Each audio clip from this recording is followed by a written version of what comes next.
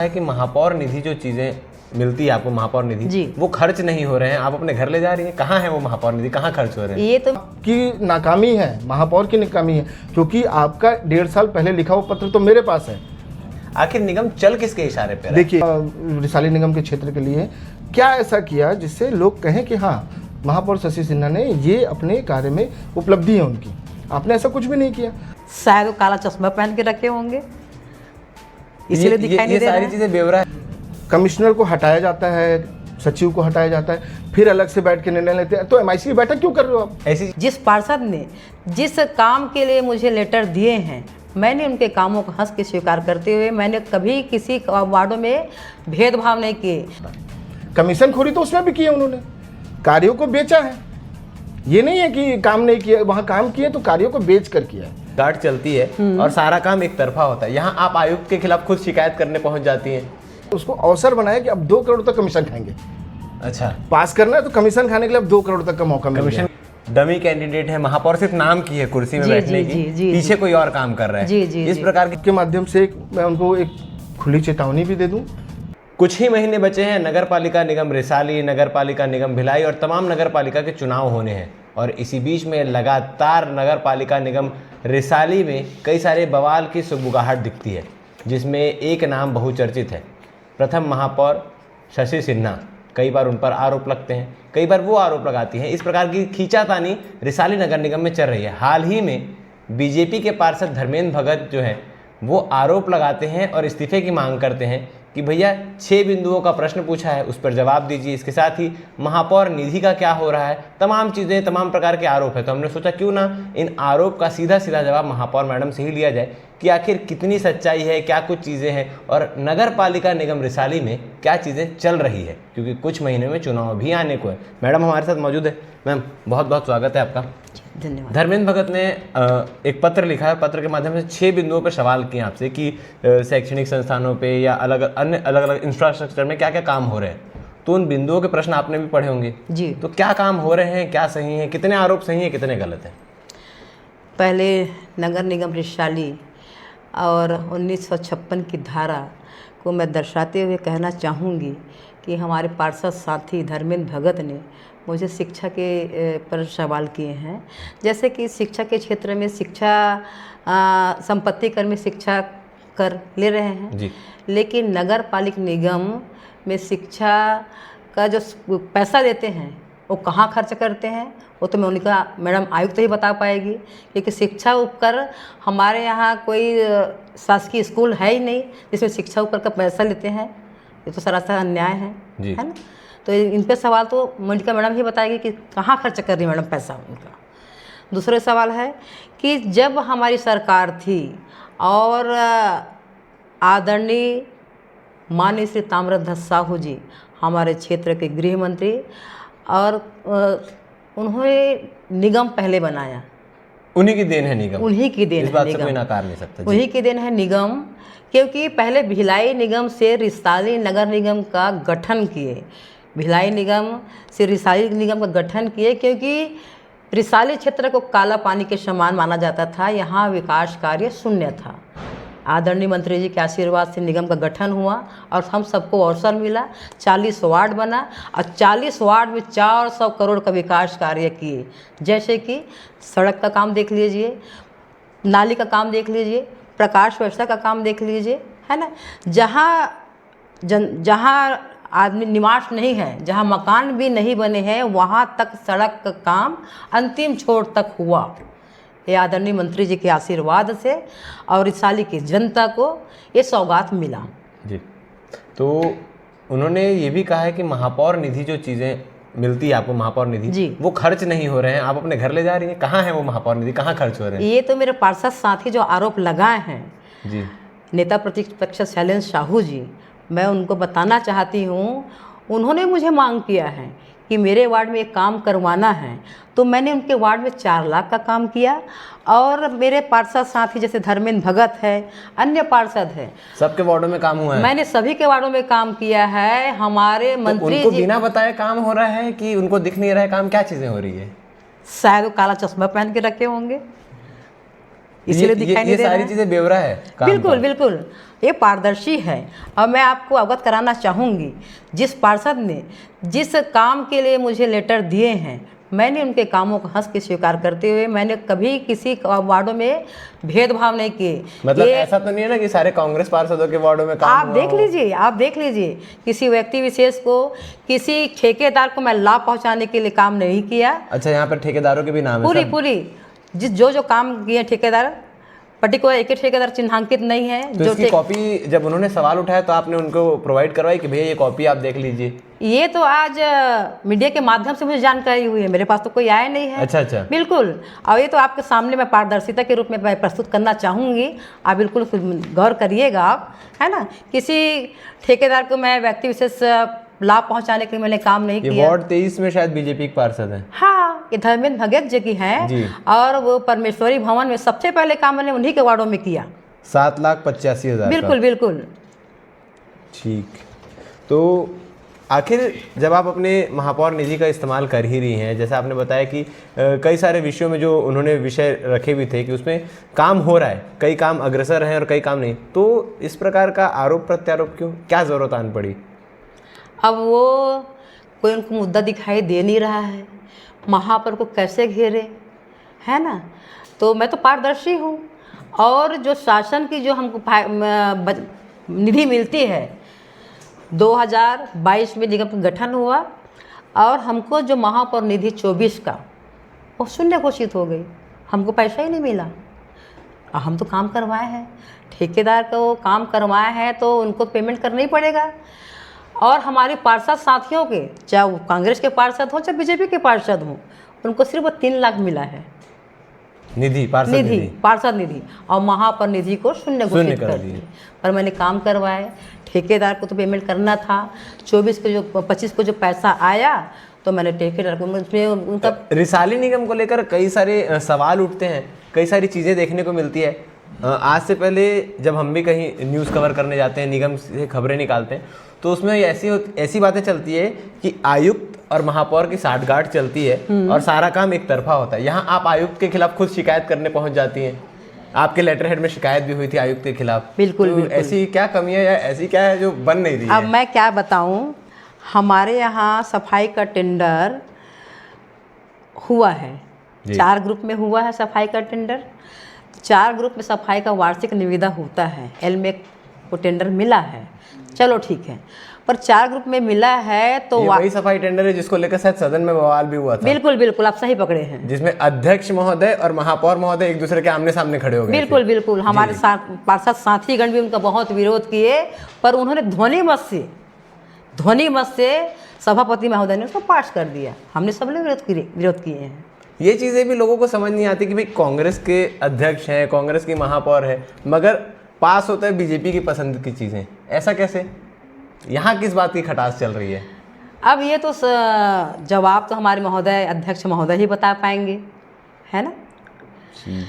और एक चीज़ मैं आपको संज्ञान में देना चाहूँगी, ये सफाई टेंडर हुआ था जी, उसमें किस प्रकार से आयुक्त की गलती थी, क्या चीज़ें सामने आई जो आप बता रही थी? सफाई टेंडर हुआ था, वार्षिक निविदा 1 साल की होती है। 1 साल की होती है जी। निविदा प्रक्रिया समाप्त होने के 3 महीने पहले प्रक्रिया में लेनी चाहिए थी, है ना, पर उन्होंने ऐसा नहीं किया। 19 नवंबर को हमारी MIC मीटिंग हुई, और MIC मीटिंग में ये विषय आया ही नहीं है। अब कहते कि चलती MIC में हमने दिया, जब चलती MIC में क्यों दोगे, जरूरत की चीज़ है ना, ये जी। सफाई का एजेंडा है, बहुत जनहित का मामला है, तो विषय सूची में तो रखे नहीं, कहते चलती MIC में दे, खूब दिखाइए, चलो वो भी चलो ठीक है। पर 2 महीने के हमने समय वृद्धि बढ़ाए, 2 महीने के समय वृद्धि चलो किसी कारण से टेंडर नहीं हो पाया तो 2 महीने की चलो समय वृद्धि कर जनहित दी। का मामला, सफाई का मामला है करके हमने 2 महीने की समय वृद्धि बढ़ाए। पर हमारी मैडम ने क्या किया, आगामी निविदा के कार्य आदेश जारी होने की अवधि तक, मतलब अगर अनिश्चितकालीन तक आदेश जारी नहीं होगा तो तब तक यही चलेगा। पर मैडम हमको अवगत करा सकती थी, कल तो MIC मीटिंग भी हुई, अवगत कराना चाहिए कि नहीं, मैं तो महापौर हूँ ना, जी। है ना, उन्हें अवगत नहीं कराया। फिर ये लेटर के माध्यम से मैंने कलेक्टर को अवगत कराया, तत्काल उनको फ़ोन भी लगाए, त्रुटि हो गई, प्रशासनिक अधिकारी है, ऐसी त्रुटि कैसे हो गई है। ये कृतज्ञता शोभनीय है। फिर तत्काल फिर उन्होंने कलेक्टर महोदय ने उनको फ़ोन के माध्यम से सुधार करके मुझे भेजिए, तब फिर ये कापी आज मुझे उपलब्ध हुई है। अब इसमें क्या लिखा है कि 2 महीने की अवधि? हाँ, अगर हम नहीं करते तो फिर तो कार्य आगामी कार्य आदेश तक चलते यहाँ रहता। बिजी है, ये गोल नहीं हो गोल पा रहा है, मोल वो गोल नहीं हो मोल पा रहा वाली के चक्कर में। है ना। और रही बात बताइए, हमारी आयुक्त मैडम ठेकेदार के अधीन है, क्या उनके दबाव में काम कर रही है? ऐसा मुझे महसूस होती है। मेरे यहाँ सफाई कर्मचारी जाते हैं, मैं तो महापौर हूँ, जी। जनता की सेवक हूँ, मैं तो घर का काम काज करके भी मैं सेवा कर सकती हूँ। मैं तो गृहिणी थी, अब गृहिणी से राजनीति में प्रवेश आदरणीय मंत्री जी के आशीर्वाद से मिला है, तो जो सौभाग्य मिला है, जो सेवा करने का अवसर मिला, तो मैं तो करूँगी ही। घर का काम काज निपटा के भी मैं कर सकती हूँ। पर जो सफाई कर्मचारी जो काम आते मेरे घर में, उनको भी बंद कर दिए हैं। बताइए, ऐसा इतना उनका काम ही शोभा देता है? रिसाली निगम में बीजेपी कांग्रेस जो खींचातानी चल रही है, कई आपके पाले के उधर जा रहे हैं, ये चीज़ें चल रही है लगातार। अब चुनाव है, जी। क्या तैयारी है चुनाव को लेकर? क्योंकि ये तो महापौर को लेके SC महिला सीट भी हो गई है। जी हाँ, जी हाँ, जी तो हाँ। क्या तैयारी है, कैसी चल रही है? अब जो हमारा आला कमान निर्देश करेंगे महापौर के प्रत्याशी के रूप में, तो हमारा पूरा पार्टी के जितने भी हमारे सब पार्टी के हैं, सभी उनको सहयोग करेंगे, भरपूर प्रयास करेंगे कि हमारे महापौर बने। और अपने अपने वार्ड में सभी पार्षद सक्रिय रूप से काम भी कर रहे हैं। देखो, हम तो जनता से जुड़े हुए हैं, जनता के आशीर्वाद से मिलेगा तो मौका सब अवसर मिलेंगे तो सभी काम करेंगे, और जनता का आशीर्वाद सभी को मिलेगा। एक आखिरी सवाल लेना चाहूँगा आपसे। जब आप महापौर बनी थी, जी नए नए आपने जब पदभार ग्रहण किया था, जी हाँ, जी हाँ। तब बीजेपी के पार्षद लोगों का कहना था कि भाई डमी कैंडिडेट है, महापौर सिर्फ नाम की है कुर्सी में जी, बैठने जी, की, जी, जी, पीछे कोई और काम कर रहा है। जी, जी, इस जी। प्रकार की चीजें चल रही जी। थी, और अब अचानक से आपका एग्रेसिव रूप देखने को सामने आता है हर बात में। पहले जो शशि सिन्हा जवाब देने से कतराती थी, अब सब चीज में सामने से जवाब देती है कि भैया ये गलत हुआ है, या जो चीजें हुई है। इतना बदलाव राजनीति ने बदला है कि परिस्थितियों ने? अब समझो, उस समय हम सब घर से निकले थे, है ना, और देखो कोई गृहिणी को राजनेता बना दिए। नहीं, सुनो ना, कोई कहते हैं ना, माँ के पेट से सीख के नहीं आते, समय और स्थिति सब सिखा देते हैं। तो वही हमारे साथ हुआ, और सबका आशीर्वाद मिला। तो भाई बोलने का तो सबको अधिकार है, तो जो अधिकार है तो मैं भी अपने अधिकार का प्रयोग की हूँ, और जनता के हित में मैं काम करती हूँ, अब करूँगी ही, और जनता का सेवक बन के मैं हमेशा काम करती रहूँगी। खैर, राजनीति में आरोप प्रत्यारोप का दौर चलता रहेगा, चुनाव आएंगे, चुनाव जाएंगे, तमाम चीज़ें होती रहेंगी। मगर इन दोनों पक्षों को सुनने के बाद आपको क्या लगता है? महापौर शशि सिन्हा के ऊपर लगे आरोप, जिसके हमने जवाब भी लिए, आरोप लगाने वाले से भी पूछना जरूरी था कि भाई आरोप लगाने की ज़रूरत क्या थी? क्या चीज़ें हैं रिसाली नगर निगम में चल रही है? वैसे रिसाली नगर निगम में चीज़ें तो बहुत कुछ चल रही है, खबरों के माध्यम से आप भी देखते हैं, किसकी सरकार है, कौन सरकार चला रहा है, किसका टेंडर है, कौन टेंडर दिला रहा है, तमाम चीज़ें हैं। मगर फिलहाल आरोप की बात करेंगे। हमारे साथ धर्मेंद्र भगत जी हैं। धर्मेंद्र जी, आपने 6 बिंदुओं पर आरोप लगाया महापौर पर कि वो कुछ अपनी योजनाएं लेकर नहीं आ रही हैं। क्या आरोप थे और किस बेसिस पे ये आरोप लगे? क्योंकि वो सारे आरोपों को खारिज बता रही है कि नकारा आरोप है, ये आरोप के लायक नहीं है।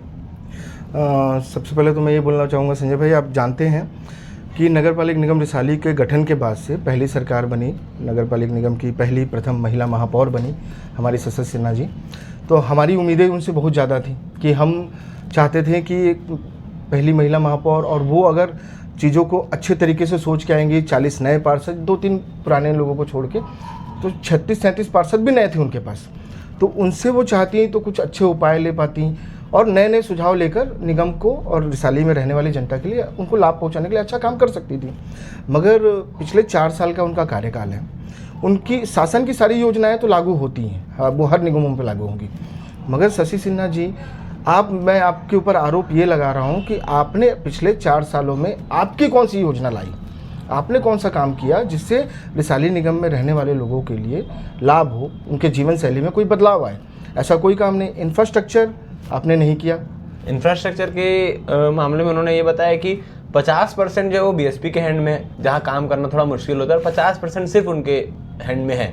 तो क्या चीजें हो सकती थी? अच्छा, आपने कभी कोशिश नहीं की कि सुझाव दे दो कि मैडम ये करना है? मैंने सुझाव दिया है उनको, लिखित में लेटर दिया, मैं आप चाहोगे तो मैं वो भी दिखा दूंगा। सारे लेटर की कॉपी हाँ, है? मैं कॉपी है मेरे पास, रिसीविंग है उनकी। जी। तो वो कह रही है बीएसपी का क्षेत्र है। आपको याद होगा कि जब पूर्ववर्ती सरकार थी उसमें 3 करोड़ का इन्होंने बीएसपी की जगह पे गार्डन पे फुटबॉल ग्राउंड बनवाया, आपने देखा हुआ, बड़ा सा। मैत्री गार्डन के पास में है। तो क्या मतलब झूठ बोलने का भी कोई हद होता है? बीएसपी का एरिया नहीं है वो, बीएसपी का एरिया जी, है। तो बिल्कुल। बीएसपी के एरिया में आप और काम नहीं कर सकते, आप एक जगह पर्टिकुलर कर दिए उसके बाद आप नहीं कर सकते, वो गलत है। चलो ठीक है, मैं मान भी लिया, चलो बीएसपी में आपको तकलीफ होती है एनओसी वगैरह के लिए।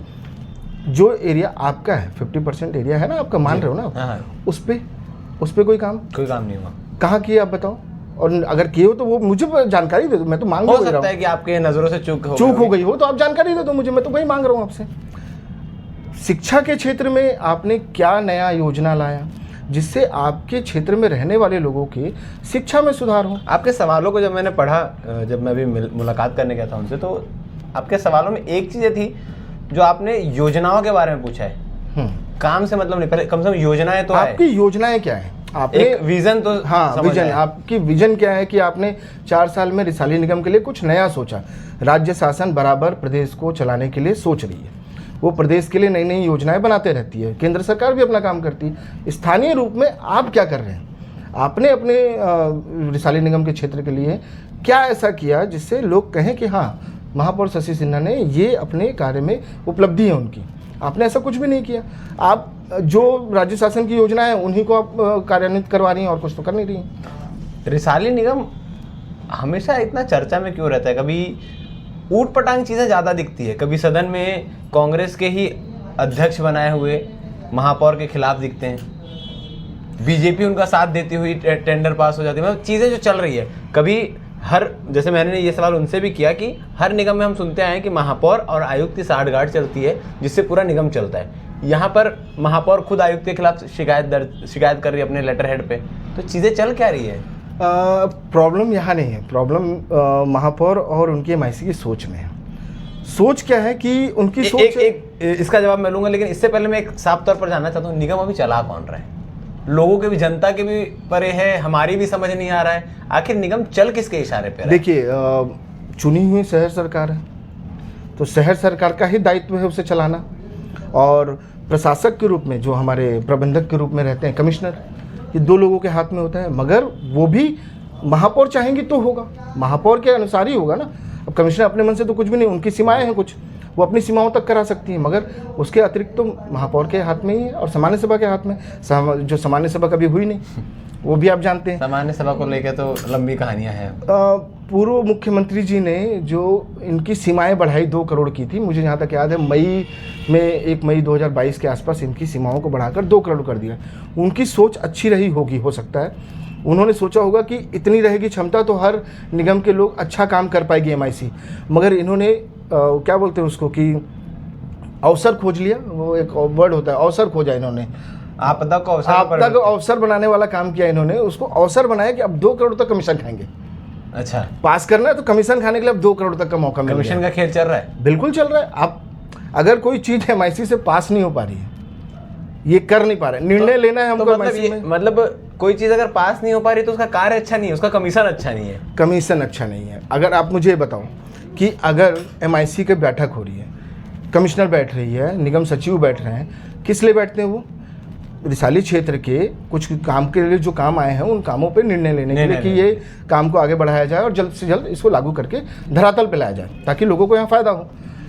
कमिश्नर को हटाया जाता है, सचिव को हटाया जाता है, फिर अलग से बैठ के निर्णय लेते हैं। तो एमआईसी की बैठक क्यों कर रहे हो आप? ऐसी चीज़ें भी होती है, हो रही हैं, तभी तो बोलना पड़ रहा है। ये कर रही है वो कमीशन के चक्कर। एक और सवाल महापौर निधि पर भी उठा था, जिनको लेकर उन्होंने ये पूरा ब्यौरा दिया हमको कि महापौर निधि में पूरा खर्च कर रही हूँ, जिसमें बीजेपी और कांग्रेस दोनों के पार्षद हैं, जिनमें जब जैसी ज़रूरत आ रही है वैसे खर्च कर रही हूँ। देखिए, महापौर निधि उनका दायित्व है, उनका विवेक है कि किसको देना है किसको नहीं देना है। उन्होंने दिया है, बिल्कुल दिया है, और मैं ये भी स्वीकार करता हूँ कि हाँ उन्होंने। ये आरोप शायद मीडिया के माध्यम से उन तक पहुँचा था और नेता प्रतिपक्ष ने आरोप लगाया था कि महापौर निधि खर्च नहीं हो रही है। महापौर निधि, देखिए महापौर निधि मैं वही कह रहा हूँ उनके विवेक का है, उन्होंने दिया है, कई कई जगहों पे मेरे वार्ड में वो आई थी, जनता की मांग थी, मेरी भी मांग थी, उन्होंने मेरे वहाँ भी खर्च किया। मैं इसमें मतलब महापौर निधि को लेकर कोई नहीं, महापौर निधि को लेकर मैं ये नहीं कहूँगा कि नहीं हो रहा है, खर्च किया है, मगर उसके पीछे का खेल क्या किया है वो मैं नहीं कह सकता। कमीशन खोरी तो उसमें भी की है उन्होंने, कार्यों को बेचा है। ये नहीं है कि काम नहीं किया, वहाँ काम किए तो कार्यों को बेच कर किया है, कमीशन खोरी की है, अपने निधि का उपयोग अपने भलाई के लिए ज़्यादा किया है। और आप ये कांग्रेस के लोगों से भी पूछ सकते हैं, आप बता देंगे वो भी आपको। अच्छा, कांग्रेस के लोग भी? हाँ, जिनके वार्डों में काम नहीं गया आप उनसे पूछिए।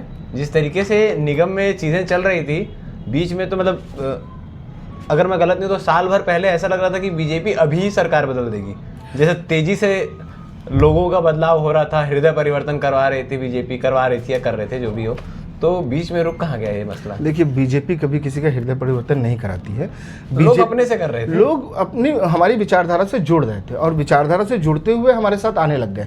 जब वो हमारे साथ आ रहे हैं और हमारी संख्या बढ़ रही है, वो देख रहे हैं कि वहाँ पे कमीशन खोरी और यही सब का, देखिए हर पार्षद चुनकर ये देख रहे हैं कि कमीशन खोरी हो रही है, कि ये देख रहे हैं कि कमीशन खोरी होते हुए मुझे नहीं मिल रही है?